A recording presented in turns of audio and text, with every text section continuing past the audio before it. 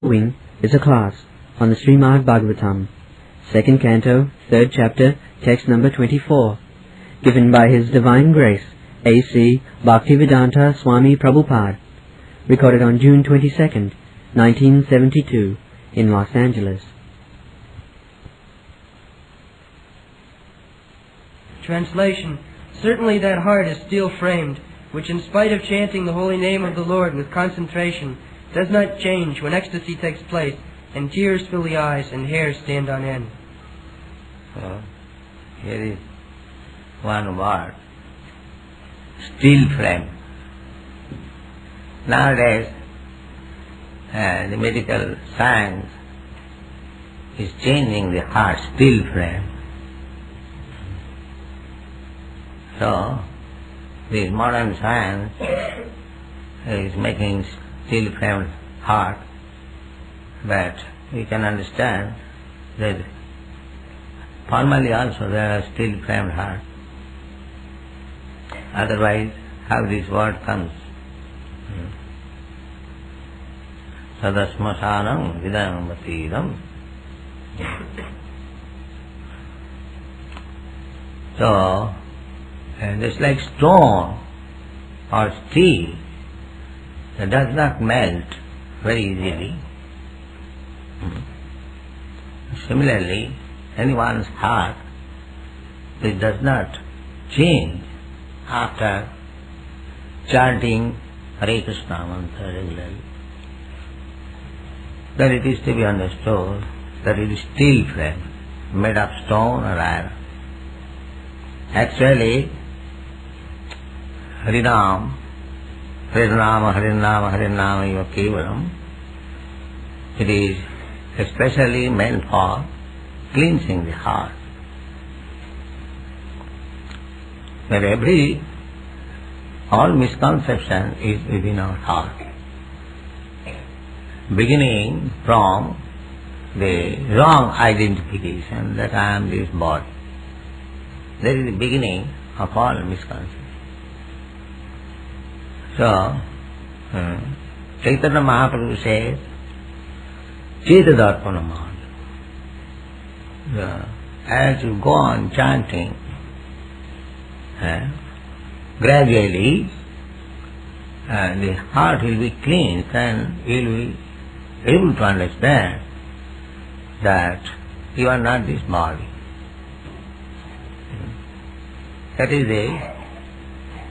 That is called Jnana Vairagya. Jnana means to know thoroughly that I am not this body. This is Jnana. And as soon as you know that you are not this body, naturally you become disinterested with anything which has got bodily relation.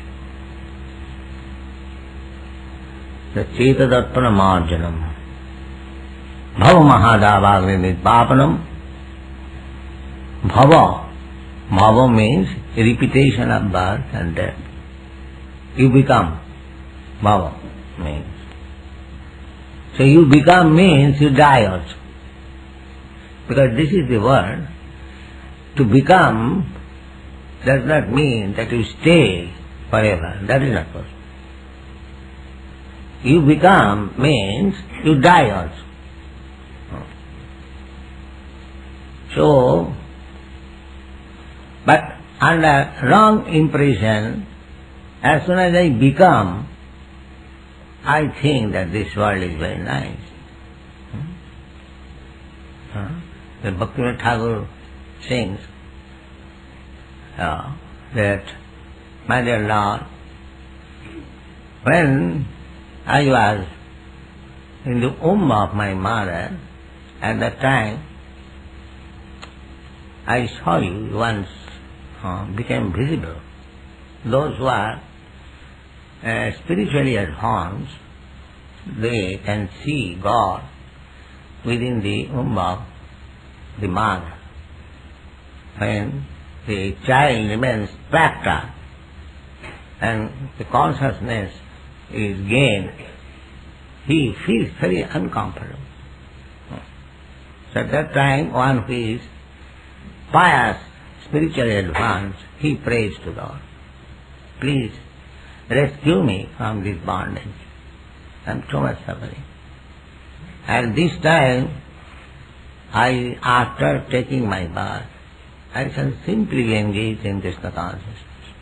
Promises.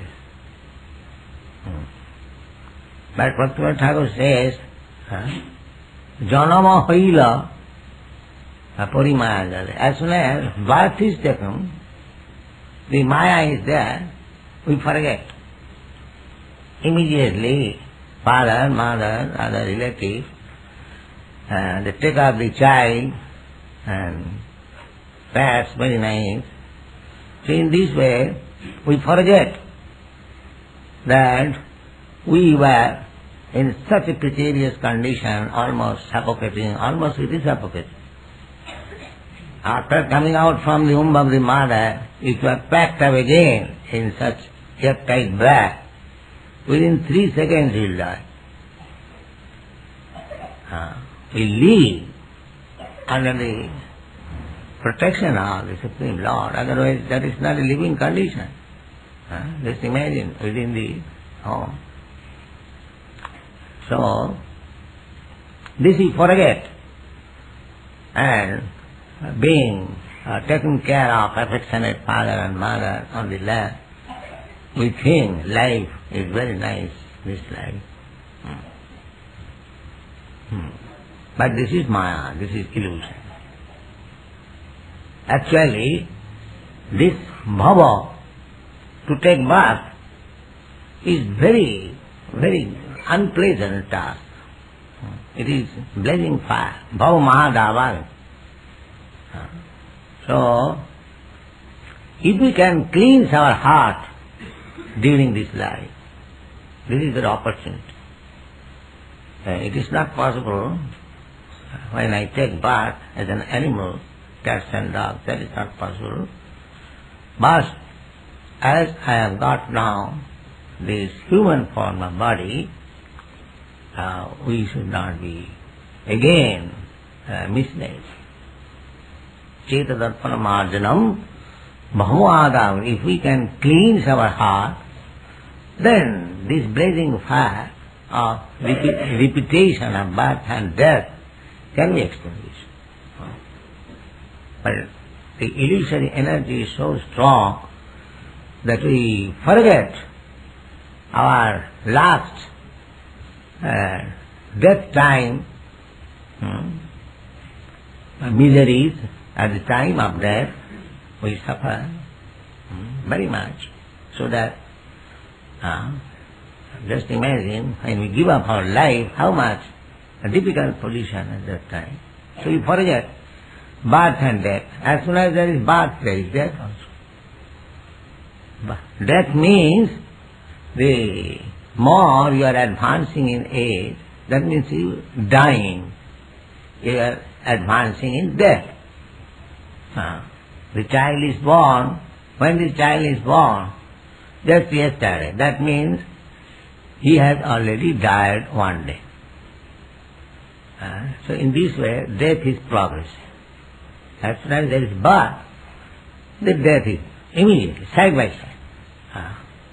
And 1 day old means I have died one day. I am 76 years old, but I have already died 76 years. Suppose I live, say, 8 years, 9 years, so I have already died 76 years. So death is sure. They say we are advancing. What is that advancement? Death is sure. You cannot control birth, birth, death, old age. You cannot stop old age. And disease. You can manufacture nice medicine, but you cannot stop disease. So we have become still-hearted, still-framed heart. We do not consider all these things. These are practical. And still we are under the impression that we are advancing in material civilization. So we are advancing in the art of cutting stone and wood, that's all. This is our advance. Just like in your country, within 2 months they can build one wood house. An expert in cutting wood, this is advance. Wood cutter, stone cutter. But we are not meant for cutting wood and stone. We are meant for understanding our spiritual identity. There are many birds, a woodcutter bird. So that is not very expert manifestation of our intelligence. So, this cleansing of heart will be possible by Harinama Dheri, this chanting of Harinama, Harinama, Harinama, Harinama iva kevalam, Kalavunasi, Vanasi, Vanasi, Vati. Whether anything, any spiritual process is meant for cleansing the heart. Either you take Karma Yoga, or Jnana Yoga, or Dhyana Yoga, or Bhakti Yoga. The ultimate goal is that cleansing the heart. At the present moment, I am under misconception, dirty things accumulated on my heart, that I am this body, and therefore I do not try to realize that I am soul, and under bodily concept of life, as the animals, they are also in bodily concept of life. They are busy eating, sleeping, mating, and defending. Similarly, human civilization has become like animals. They are interested only in eating, sleeping, mating, and defending. That's all. But that is not our position. It is a chance to get out of the entanglement of birth, death, old age and disease. This is our real business. We are misguided. Our so-called leaders are misleaders. They do not know what is the aim of life. That is the difficulty at the present moment. Not at the present moment, in the material world, this problem is always existing, but due to this Kali age, that problem is more acute. That's all. So, this chanting of Hare Krishna mantra, without offences, 10 kinds of offences, will cleanse the heart, and then we will be liberated. Chetadarpana marjanam bhava mahadavagni, because we will know the path, how we can get out of these classes of birth and death. And there are so many big scientists, philosophers, they don't talk of this important subject matter, how to get out of birth and death. There are no solution, neither they can think of. But our Krishna consciousness movement is giving us the knowledge that you can get out of these classes of birth and death, old age and disease. That is our desire. Nobody wants to die. Nobody wants to go again into the womb of the mother. Nobody wants disease. Nobody wants old age. But the so-called scientists, they have no proposal to get out of this class. Yes, Srimad Bhagavatam gives you hint that Harinama Devi, by chanting Harinam, Harinama, Harinama, Harinama iva kevalam, you can get out of this. And when Harinam will be perfect, and that symptoms are given here. Netri jalam, gatra rahi harsha. By chanting, when not always, sometimes out of ecstasy, when tears will come down, and there will be shivering on the body. That means you are coming to perfection. This is not to be artificially practiced. When you actually come to the perfectional state, this will automatically appear. So, this verse suggests that if a person is chanting Hare Krishna mantra, but his eyes are not tearful, or there is no ecstatic shivering of the body, then that means he is not coming to the perfection of mind.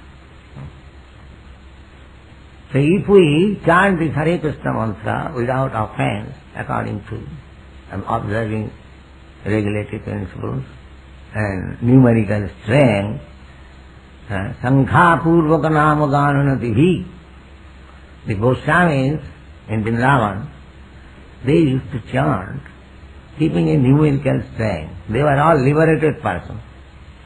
Still, for teaching us an example, they also used to chant keeping a numerical strength. Haridas Thakur, he used to chant Hare Krishna mantra keeping a numerical strength 300,000 times. 300,000 times. So our practitioner is only 25,000. Not 100,000. So it is not very difficult. It takes at most 2 hours. We can find out of 24 hours, 2 hours.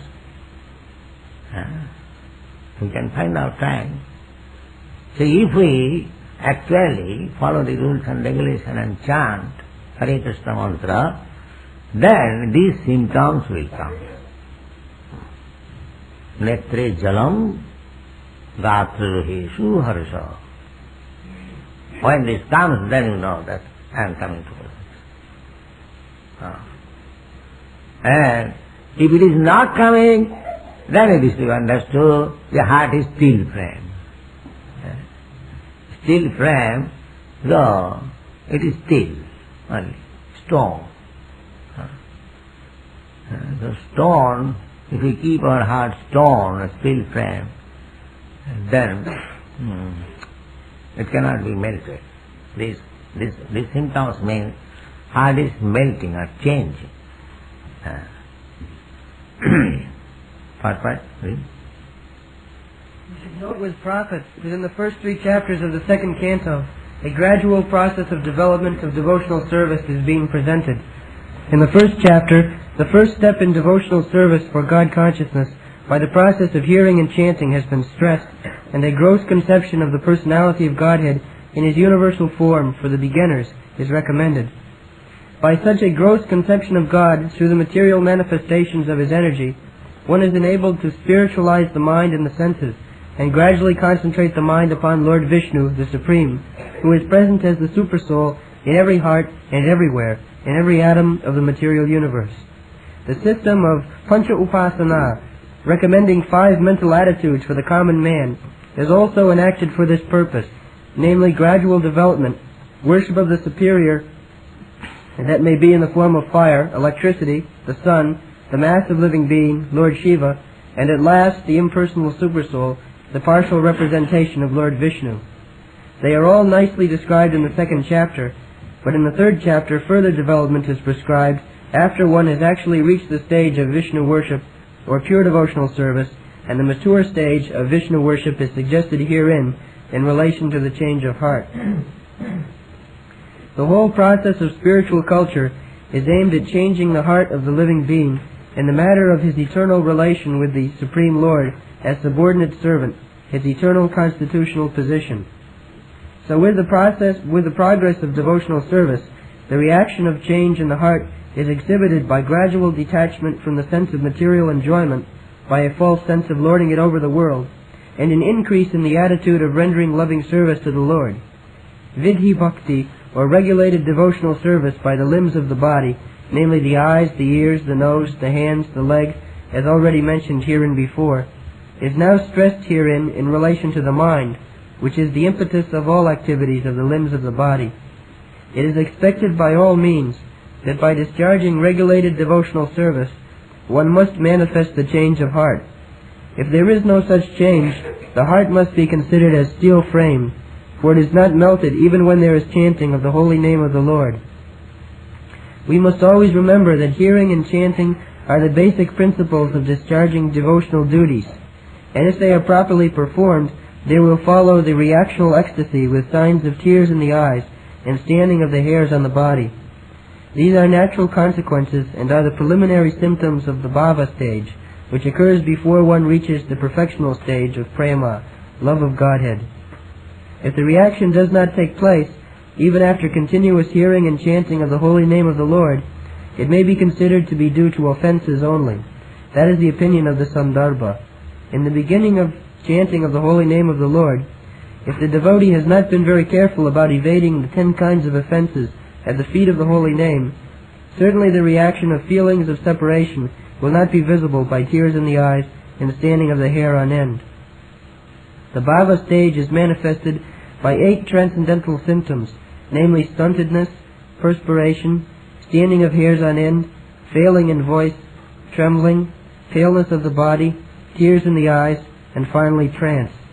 The Nectar of Devotion, a summary study of Srila Rupa Goswami's Bhakti-Rasamrita Sindhu, explains those symptoms and vividly describes other transcendental developments, both in steady and accelerating manifestations. Srila Vishwanatha Chakravarti Thakur has very critically discussed all these bhava displays in connection with some unscrupulous neophytes imitating the above symptoms for cheap appreciation. Not only Vishwanatha Chakravarti, but also Srila Rupa Goswami treated them very critically. Sometimes all the above 8 symptoms of ecstasy are imitated by the mundane devotees, prakrita sahajiyas, but the pseudo-symptoms are at once detected when one sees the pseudo-devotee addicted to so many forbidden things. A person addicted to smoking, drinking, or illegitimate sex with women, even though decorated with the signs of a devotee, cannot have all the above-mentioned ecstatic symptoms. But it is seen that sometimes they are willfully imitated, and for this reason Srila Vishwanath Chakravarti accuses the imitators of being stone-hearted men. They are even affected sometimes by the reflection of such transcendental symptoms, yet if they still do not give up the forbidden habits, then they are hopeless cases for transcendental realization. When Lord Chaitanya met Srila Ramananda Rai of Kavor on the bank of Godavari, the Lord developed all these symptoms, but because of the presence of some non-devotee Brahmins who were attendants of the Rai, the Lord suppressed all these symptoms. So sometimes they are not visible even in the body of the first-class devotee for certain circumstantial reasons. Therefore real steady bhava is definitely displayed in the matter of cessation of material desires, kshanti, utilization of every moment in the transcendental loving service of the Lord, of the artha kalatvam, eagerness for glorifying the Lord constantly, namagane sadaruchi, attraction for living in the land of the Lord, pritistad vasati stale, complete detachment from material happiness, virakti, and pridelessness, manashunyata. One who has developed all these transcendental qualities is really possessed of the bhava stage, as distinguished from the stone-hearted imitator or mundane devotee. The whole process can be summarized as follows. The advanced devotee who chants the holy name of the Lord in a perfectly offenseless manner and is friendly to everyone can actually relish the transcendental taste of glorifying the Lord, and the result of such realization is reflected in the cessation of all material desires, etc., as mentioned above. The neophytes, due to their being in the lower stage of devotional service, are invariably envious, so much so that they invent their own ways and means of devotional regulations without following the acharyas. As such, even if they make a show of constantly chanting the holy name of the Lord, they cannot relish the transcendental taste of the holy name. Therefore the show of tears in the eyes, trembling, perspiration, or unconsciousness, etc., are all condemned. They can, however, get into touch with a pure devotee of the Lord and rectify their bad habits. Otherwise they shall continue to be stone-hearted and unfit for any treatment. A complete progressive march on the return path home, back to Godhead, will depend on the instructions of the revealed scriptures directed by a realized devotee. So, this positive progress will be possible if we follow the instructions of the Vedas. Srila Rupa Goswami has therefore said, Shruti Smriti Puranadi Pancharatriki Vidhin Vina Vaikantiki Harer Bhakti Utpata eva kalpata. Shruti means Vedas, Shastras, Shruti Smriti, and Smriti means books which follows the Vedic principle. Vedas, suppose you write one book or anything, if it is just according to the Vedic conclusion, then it is called Smriti.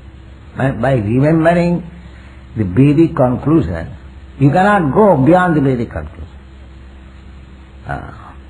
Then it is a useless writing. Vedic conclusion must be there. The guide must be there. On that conclusion, if you write something, that is right. And if you deviate from that conclusion, then it is wrong. So,